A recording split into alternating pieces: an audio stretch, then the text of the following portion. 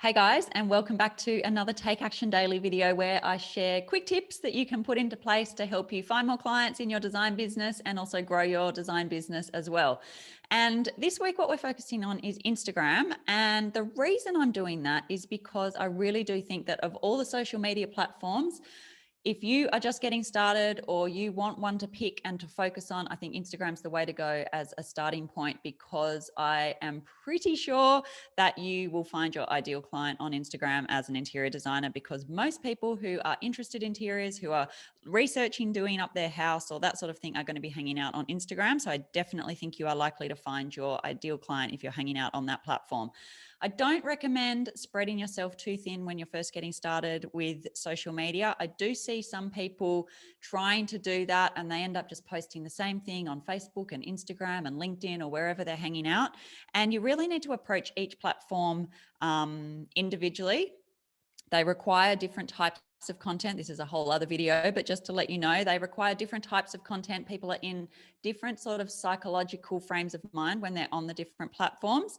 And so with Instagram, what you want to be doing is creating a feed that is really aspirational, that people really come for the visuals on Instagram and for being inspired and things like that. So you need to keep that in mind when you're working on Instagram. But today, what I want to focus on actually is one aspect of your Instagram account. I keep looking down because I got my phone here ready to show you some stuff, and I'm going to share my phone screen in a second.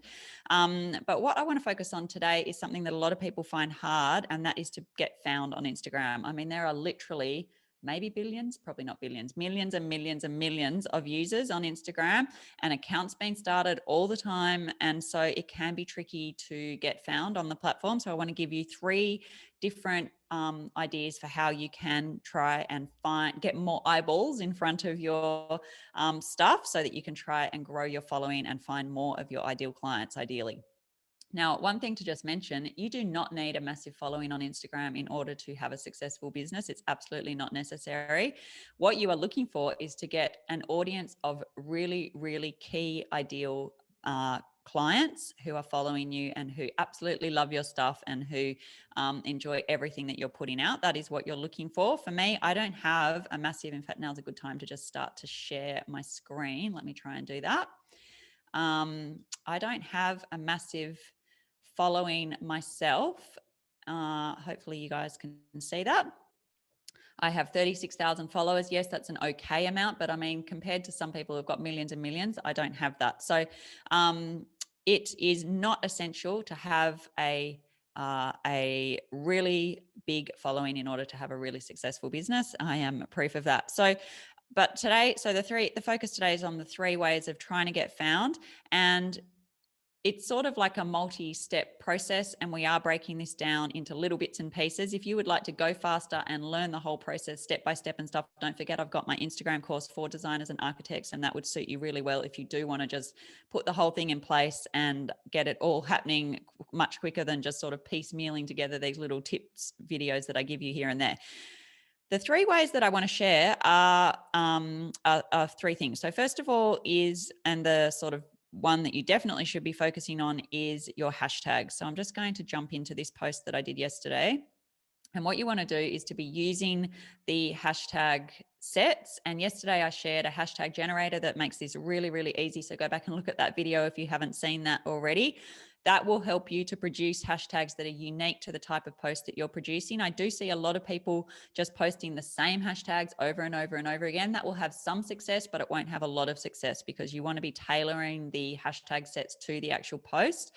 I believe that there is talk about the fact that the Instagram algorithm will notice if you have hashtags that are not related to the post that you've put up, and that will sort of be detrimental to your page. So make sure that you are individualizing your hashtag sets to the post that you put up. So that's going to be the first way to find you on Instagram. And if you don't understand how hashtags work, if we click into this one called collaboration over competition, which is a hashtag that I use a lot, once you are in the hashtag, this is everybody who has shared this particular hashtag on their posts. So this is how you can use hashtags to get found. So anyone who is following, you can follow hashtags. You can see up the top there. Anyone who is following this hashtag, your post will appear in this hashtag sort of set, if you like. Now, what you're trying to do is find hashtags that are not too massive, because as soon as your post goes in, it will start to be replaced with other hashtags, posts that have been posted with that hashtag as well. So your post can end up down the list pretty fast. And probably, I don't even know if we'll be able to find the one that I posted yesterday, but we are looking. Let's see if we can see it. But this is giving you an idea of how quickly your post can get lost in a feed of hashtag posts. So you're looking for some that don't have so many posts coming to them, because then you've got a better chance of being found in that hashtag. So I can't find it. Oh, it must be further up, because that's one of mine. But that's from a while ago. So this one, maybe we are further up the top. Now I'm determined to find it. Hang on. I don't know. Anyway, that's the whole point of hashtags. So just in case you didn't understand how that all works. Okay, so anyway, that is how hashtags work, and that's a really, really good way of getting found on Instagram. The second thing I want to draw your attention to is location tagging. So let's have a look where I have done that. There we go. Okay, so here you can see at the top, it says Sydney, Australia. And this is another really good way of potentially getting found. So again, anyone who tags their post with their location will appear in this Sydney, Australia location sort of tag. So that's another way to get found. So it means that anyone who's browsing around in here has the potential of finding your post. So have a think about whether you post things up. So this is really good for those of you who are working as local designers. So if you have, because you can make that really specific to your local area and the area that you work in. So if you, work in St Ives or whatever your suburb is, you could tag that particular location, and then talk about how you service people in that particular location with your services. And that's a really good way of local businesses sort of getting a bit more exposure within their local area. So that's a really good tip for you there. And then another idea is we've got hashtags, we've got location tagging. And then the other thing worth mentioning is just tagging suppliers or people that you are, or partners, or other people who could then find your post and share your content. So I'm just trying to think of where I have done that. So here's an example of where I've done that. So basically you can do this a couple of ways. First of all, you can tag people in the post itself by tapping on the different pieces of furniture and stuff that you use within a post. So this is really handy if you do have things from different suppliers and stuff, because you do have the chance of them, then they will get a notification that they have been tagged in your photo, and they will then potentially share that with their audience. So that's a great way of you getting exposure from people who have got bigger audiences than you. The other way you can do it is to actually just tag them in the post itself. So you just write here's one with @Aboriginal Contemporary.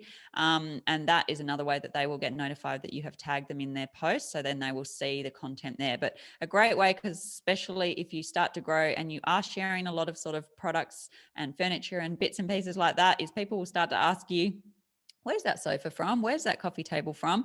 And if you tag them like I have in this post, they can just tap on the image, and then they can see that coffee table's from Globe West and that side table's from Jardin, and they can sort of click through. So it's great for your audience, because they will start this sort of a value add for your audience. But it's also great because when you do tag these suppliers, as I said, they do sometimes share your work, and that's really good for boosting your exposure. And that's happened to me multiple times, where a supplier with a massive following has shared one of my posts, and then my account has grown by hundreds and hundreds of new followers. So that's a really good tip for you as well. So 3 ways of getting found on Instagram. We've got the hashtags and some tips about that. We've got that location tagging, and then we've also got the mentions. So they're mentioning people in your posts as well. So I hope that helps, and I hope it gives you some ideas. Now, none of this is going to be helpful unless you have a great bio, a great feed, and all of those sorts of things. And that's what we've been talking about in some of the other videos that I've put up. So go back through the videos. If you can't find them, they are all up on my YouTube channel. I also post them in our private Facebook group a little earlier, and they're up on the blog as well. So there's lots of places where you can find find them and go back and have a little look through if you would like to. And as I mentioned, I do have that Instagram course if you are interested in going a little faster with all of this, and piecing the content together in a much more digestible way. So that is very inexpensive, and I will put the link for how to join that course if you're interested in the post and the comments. So let me know if you have any questions about that. I hope that's helpful, and I'll catch you in tomorrow's video. Have a great day, and bye for now.